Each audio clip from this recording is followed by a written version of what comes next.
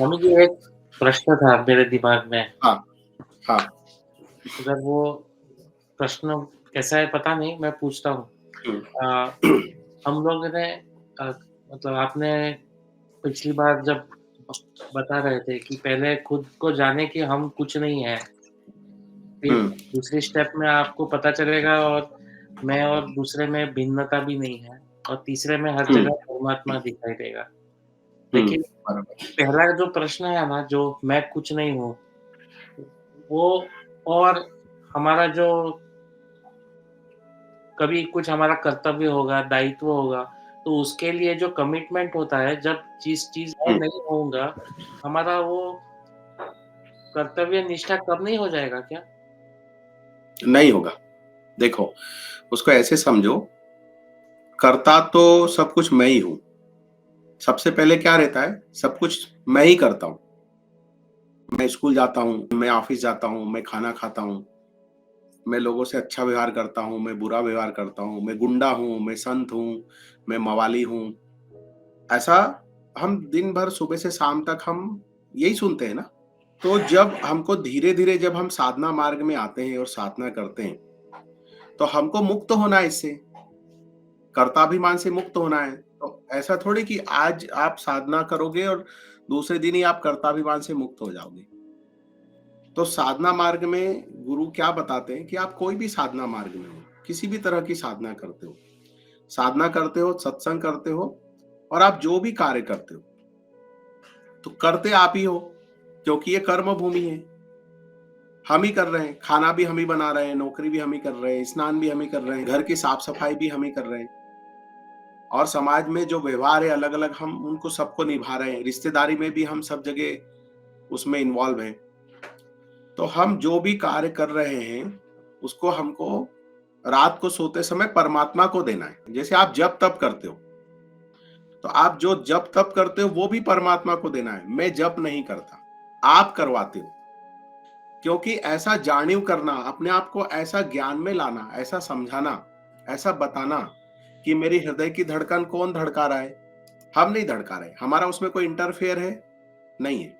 आँखें अपने आप देख रही हैं, कान अपने आप सुन रहे हैं, चिंतन चालू है, विचार आ रहे हैं, भूख लग रही है, खाना खा रहे हैं, भोजन पच रहा है। तो जैसे शरीर में बहुत सारी शरीर की क्रियाएँ अपने आप चल रही है, तो जो अपने आप चल रही है इसका मतलब कोई इनको कर रहा है। फिर भी हम उसको बोलते हैं ना, मुझे घबराहट हो रही है। हम बीच में डालते हैं ना, मुझे घबराहट हो रही है, क्योंकि हम उसके साथ जुड़े हुए हैं, इसलिए मैं आ जाता है। मेरा सम्मान हुआ, मेरा अपमान हुआ। लेकिन वास्तव में अगर आप देखोगे तो आप उससे जुदा हो, आप उससे अलग हो। मान भी आपका नहीं, अपमान भी आपका नहीं। जिस तरह धड़कने कोई और धड़का रहा है, वही आपको मान दिला रहा है, वही आपको अपमान भी दिला रहा है। तो वही बुद्धि भी दे रहा है आपको। अचानक से एक व्यक्ति जो है समाज में प्रकट होता है और उसकी वाहवाही होती है। क्यों होती है? क्योंकि उसने पंखे का आविष्कार किया। अब पंखे का आविष्कार किया वो व्यक्ति ने, तो नाम उसका आया। लेकिन ये पंखे का आविष्कार करने वाली बुद्धि आई कहाँ से? सबके पास दिमाग है, पर अचानक कोई एक व्यक्ति आता है और उसके द्वारा कोई आविष्कार हो जाता है। और फिर आप देखते हो समाज में बहुत बुद्धिजीवी व्यक्ति, अचानक उसको पैरालिसिस हुआ, आईसीयू में भर्ती किया, 2 महीने भर्ती रहा, ठीक होकर के आया और वो अपने रिश्तेदारों को भी नहीं पहचानता है। तो ये क्या हुआ? इसका मतलब उसमें उसका खुद का कोई इंटरफेयर नहीं है। ये एक अलग ही तरह का खेल चल रहा है। एक मदर कंप्यूटर के साथ अटैच होकर के, जैसे बोलते हैं ना, एक बड़े सिस्टम के साथ छोटे-छोटे कंप्यूटर जुड़े होते हैं ऑफिस में। और दिखाई देने में क्या होता है कि वो छोटे-छोटे सिस्टम, छोटे-छोटे कंप्यूटर कार्य कर रहे हैं। ऐसा दिख रहा है कि 25 काम कर रहे हैं छोटे-छोटे सिस्टम पर बैठ करके। लेकिन वास्तव में क्या है? काम कब हो रहा है? जब वो बड़े मदर कंप्यूटर के साथ जुड़े हैं तब। पूरा डाटा और पूरा पावर सब कुछ कहाँ से मिल रहा है उनको? वो मदर कंप्यूटर से मिल रहा है। तो ऐसे ही आपके जीवन में जो भी घट रहा है, दिखाई देने के लिए तो सब समाज में क्या बोलेंगे? आप कर रहे हो, मैं कर रहा हूँ। लेकिन वो बड़े मदर कंप्यूटर के साथ जुड़ा हुआ है, सब कुछ वहां से आ रहा है। देखो एक छोटा सा उदाहरण देता हूं। कालिदास जी का नाम सुना है आपने? कवि कालिदास, जिनके नाम पे कालिदास समारोह होता है। अब जब वो छोटे थे तो महामूर्ख थे वो, उनको बेसिक जानकारी भी नहीं थी। बेसिक जानकारी तो लोगों को होती है ना, उनको व्यवहारिक और बेसिक जानकारी भी नहीं थी, इतने मूर्ख थे। अब वो मूर्खता का परिचय एक छोटी सी घटना है उससे समझ में आती है कि वो एक डाल पर, झाड़ के डाल पर बैठे थे और उसको काट रहे थे। वहां से एक व्यक्ति निकला और उसने कहा, अरे पगले, तू नीचे गिरेगा थोड़ी देर के बाद। और वो बोल करके चला गया वो व्यक्ति। और थोड़ी देर के बाद कालिदास ने वो डाल काटी, डाल के साथ वो भी नीचे गिर गया। तो कालिदास गया उसके पास में कि आप कोई महात्मा हो क्या? आपको कोई दिव्य दृष्टि है क्या? आपको कैसे पता कि मैं गिरने वाला हूं? तो उसने बोला, अरे पागल, ये तो कोई भी बता सकता है, उसके लिए कोई सिद्ध पुरुष होने की जरूरत थोड़ी है। अरे जिस डाल पे तू बैठा है और उसी डाल को काट रहा है तो स्वाभाविक है, वो डाल कटेगी तो डाल गिरेगी, तो डाल के साथ जो उस पे बैठा हुआ है वो भी गिरेगा। अब सोचो, इतनी बेसिक जानकारी, बेसिक ज्ञान भी उनको नहीं था। और आज उनके नाम से, महाकवि कालिदास के नाम से समारोह मनाया जाता है। अभिज्ञान शाकुंतलम की रचना उन्होंने की, बड़े बड़े ग्रंथ लिखे उन्होंने। तो कहां से प्रकट हो गए वो सब? वो किसी स्कूल कॉलेज में गए, पीएचडी किया? नहीं, उन पर लोग पीएचडी करते हैं, कालिदास के ऊपर पीएचडी करते हैं लोग। और उन्होंने कोई पीएचडी की नहीं। कहां से आया अचानक? मंदिर में सोए थे, काली के मंदिर में, और माँ ने प्रकट होकर के कहा कि ये खीर रखी है प्रसाद में, खा ले। नींद से उठे तो जैसा सपना आया था उस सपने के अनुसार उन्होंने वो है प्रसाद उठाया और ग्रहण कर लिया और एकदम विद्वान पंडित हो गए। उन्होंने मां काली का नखशिख वर्णन किया है, उसके बाद उनको कोढ़ हो गया था, क्योंकि नखशिख वर्णन तो प्रेमिका का होता है, मां का थोड़ी होता है।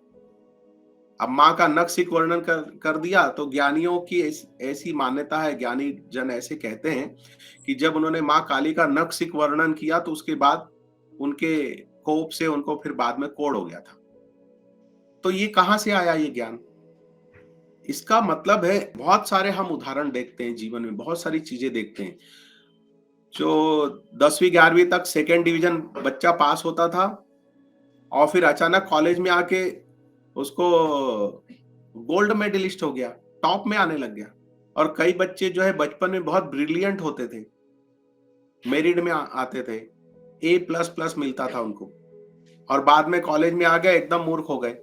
तो ये खेल कैसा है? ये खेल ऐसा है कि कोई तो है इन सारी चीजों के पीछे, और वो क्या है? परम सत्ता, मदर कंप्यूटर, उसी को आप परमात्मा कहोगे। तो अब हमको अपने मैं पने से मुक्त होना है, हमको हमारे कर्ताभिमान से मुक्त होना है, क्योंकि हम इस खेल में फंसे हुए हैं, इसीलिए सुख और दुख के भागी हैं।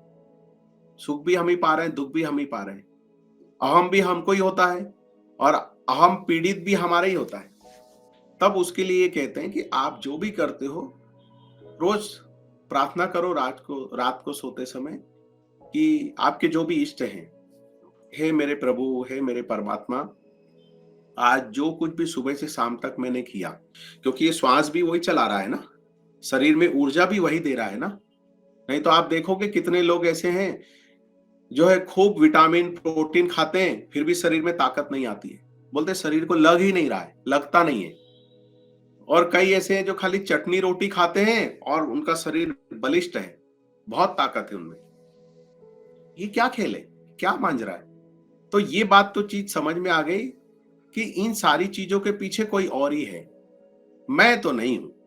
ये भ्रम टूट जाता है बार बार ऐसे चिंतन करने से, सत्संग करने से ये भ्रम टूट जाता है। जब भ्रम टूट जाता है तो फिर आप क्या करोगे? अपनी प्रार्थना में सब कुछ आप उसको सौंप दोगे, ये करवाने वाला तू, मैं नहीं हूं, ये सब कुछ तेरा है।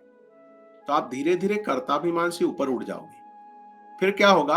आपसे कोई गलती हो गई तो गलती किसने करवाई? परमात्मा ने। तो आपको गिल्ट फील नहीं होगा, अपराध बोध नहीं आएगा मन में। और आपने कोई अच्छा काम कर दिया तो उसका अहंकार भी आपको नहीं आएगा, क्योंकि आप बोलोगे कि ये करवाया किसी और ने। ऐसा जीवन में होता है कि नहीं होता है? आप टाइपिंग कर रहे हो, आप पेंटिंग बना रहे हो, आप कविता लिख रहे हो, आप सत्संग कर रहे हो, भाषण दे रहे हो, और अचानक से आप कोई चीज ऐसी बोल देते हो, ऐसे चित्र बना देते हो, ऐसी कविता लिख देते हो, आपको रियलाइज होता है ये मैंने मैंने किया है क्या? ये कैसे हो गया? ये कैसे हो गया? ऐसा आश्चर्य होता है ना।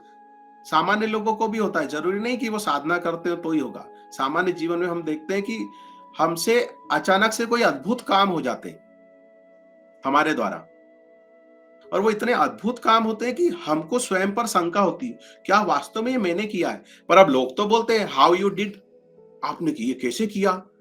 तो अब हमको तो पता होता है कि ये हमने नहीं किया है, ये किसी और ने किया है, पर हम उसको छुपा जाते हैं और हम ऐसे फूल जाते हैं, एकदम फूल के गुप्पा हो जाते हैं, छाती फूल जाती है इसी। हाँ हाँ, बहुत मेहनत से किया है हमने, बहुत दिनों से लगे थे, ऐसा क्रेडिट लेने लग जाते हैं। पर अंतर चेतना को पता है ये करवाने वाला परमात्मा है। तो जब आप उसको एक्सेप्ट कर लोगे, स्वीकार कर लोगे कि अरे ये सब परमात्मा ने करवाया, तो आप भूलोगे भी नहीं। आप कुछ गलत हो गया तो आप, भाई सब कुछ मेरे सारे कर्म भगवान को दिए, क्योंकि ये प्रकृति त्रिगुणात्मक में ही है, सत्वगुण, रजोगुण और तमोगुण। तो ये तो चलते रहेगा। कभी मुख से मीठी वाणी भी निकलेगी, कभी कड़वी वाणी भी निकलेगी। भाई बोला तो जाता है कि ऐसी वाणी बोलिए मन का आपा खोए, औरों को शीतल करे आपहु शीतल होए। पर 24 घंटे तो गृहस्थी के लिए मुश्किल हो जाता है, कहीं कटु भी बोलना पड़ता है, कहीं भी क्रोध का ड्रामा भी करना पड़ता है, सब करना पड़ता है। तो फिर ये सारे कर्मों को जब आप परमात्मा को दे देते हो तो आप मुक्त हो जाते हो, और आप एक खाली एक टूल्स की तरह इस पृथ्वी पर हो, एक माध्यम बनते हो। और आप अपनी प्रार्थना में कहिए कि भगवान मुझे अच्छे कार्यों का माध्यम बनाना, कृपा करके मेरे द्वारा किसी का अहित ना हो, मेरे द्वारा किसी का बुरा ना हो। मुझे पता है राम भी तू ही है और रावण भी तू ही है, कृष्ण भी तू ही है और कंस भी तू ही है। तो मुझे अच्छे कार्य का माध्यम बनाना। इस प्रकृति में सब कुछ तेरी लीला चल रही है, तो बुरे कार्य का मुझे माध्यम मत बनाना। ऐसी जब रोज प्रार्थना करोगे तो आपकी बुद्धि से जो मेल है वो धीरे धीरे छट जाएगा, जो कोहरा है, जो धुंध है, वो धीरे धीरे हट जाएगा, और आप एकदम परमात्मा के करीब अपने आप को पाओगे कि सच में वही करता है। तब कहते हैं ना, मैं क्यों करता है, उसको करने दे जो सबका करता है, तुम खाली माध्यम बन जाओ। तो आई बात समझ में? एक दिन में नहीं होगा ऐसे, धीरे धीरे धीरे करो। इसके लिए है साधना, क्रिया साधना, नाम जप, या अन्य कोई भी आपने गुरु की शरण में हो और गुरु ने आपको कुछ भी दिया है तो गुरु की वाणी पर पूरा भरोसा करके, पूरा विश्वास करके, समर्पण भाव से आप उसमें लग जाओ। जब पूरी निष्ठा से आप उसमें लग जाओगे तो धीरे धीरे आप में वो समझ डेवलप हो जाएगी। आपको आपके प्रश्न का उत्तर मिला? जी स्वामी जी। पूरा 100% सेटिस्फाइड हो? हाँ, सेटिस्फाइड हूँ। मेरा मेरा वही मुझे प्रश्न पिछली बात से आ रहा था कि, लेकिन आपने उसका भी उत्तर दिया है कि मन में जो खुद के प्रति डाउट आता है, वही पॉइंट होता है कि हम तो कुछ करते ही नहीं है, तो हमारे प्रति डाउट करने का भी कोई पॉइंट नहीं है, क्योंकि हम तो बस चल रहे हैं ना, आपने बताया वैसे। तो उस चीज़ के हाँ, लिए अब अध्ययन करके खुद को उसमें खुद के एक्शन से अलग करना है। हमारी वजह से कुछ होता नहीं है और हमारी वजह से कुछ रुकता नहीं है। वो चीज़ का ध्यान बराबर। मन में वो बैठना चाहिए। अभी सिर्फ़ सुना है, ज्ञान है, लेकिन वो अनुभव नहीं है। अब देखो, आपने तो बहुत अच्छे तरीके से पूछा। कहीं-कहीं कुछ लोगों के ऐसे भी बातें सामने आ जाती है कि अगर सब कुछ परमात्मा करता है तो फिर हम क्यों कुछ करें? चद्दर तान के सो जाएँ, हम नौकरी ना करें, हम शादी ना करें, बीवी-बच्चे ना करें, बच्चे पैदा ना करें, कुछ ना करें, सब परमात्मा करता है। तो कैसे अजीबो-गरीब, मतलब मूर्खता वाली वो बात हो जाती है कि अरे जब कहा कि सब कुछ आप करते हो, पहले मैंने यही कहा कि सब कुछ आप करते हो। पहले तो ये आप समझो आप करते हो, फिर मैं करता हूं। इस कर्ताभिमान से मुक्त होने के लिए ये प्रोसेस है, ना कि आप हाथ पे हाथ धर के बैठ जाओ। जब आप इस भाव को समझ लोगे ना, तो आपकी नौकरी साधना हो जाएगी, आपकी झाड़ू लगाना भी भगवान की पूजा हो जाएगी, बर्तन मांजना भी भगवान की आराधना हो जाएगी। आप जो कुछ भी एक-एक कदम आप चलोगे ना, तो वो भगवान की प्रदक्षिणा हो जाएगी। मुख से जो भी बोलोगे, वो भगवान की स्तुति हो जाएगी।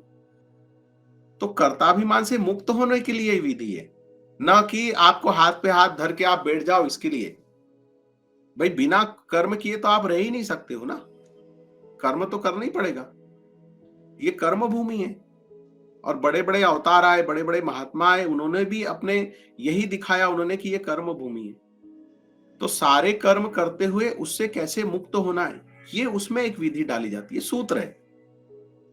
अब इस सूत्र को समझ लो और इस सूत्र को आप अपने जीवन में अप्लाई करो, आप उससे मुक्त हो जाओ। फिर दोबारा आपको कोई रोल लेना है या नहीं लेना है, वो आप तय करना। किसी रोल में आपको उतरना है या नहीं उतरना है, ये आप तय करोगे। आप भगवान से वैसी प्रार्थना कर देना। भगवान की इच्छा होगी तो वह कोई रोल देंगे, नहीं इच्छा होगी और आपकी उनकी इच्छा और आपकी इच्छा मैच हो गई, तो फिर आपको कोई रोल ही नहीं मिलेगा। वो अपने धाम में आपको रख लेंगे। वो घड़े वाली कहानी सुनाई थी, मालूम है ना, एक लेक्चर में? आप थे तब? नहीं। मुझे याद नहीं है। वो कुम्हार बहुत सारे घड़े बनाता है और बाजार में बेचने के लिए लाता है। वो आप वो वीडियो अगर लॉन्च हुआ होगा तो वो सुनना आप। जी, सुनूँगा। अब वो मुझे पता नहीं वो डाला है नहीं डाला है, आप वो वीडियो सुन लेना तो आपको समझ में आ जाएगी बात। कोई लेक्चर अगर अटेंड नहीं कर पाते हो तो फिर जो रिकॉर्डिंग होती है फिर वो सुना करो आप, तो उससे समाधान होगा और फिर आगे आप बढ़ोगे, फिर आगे की चीजें होगी।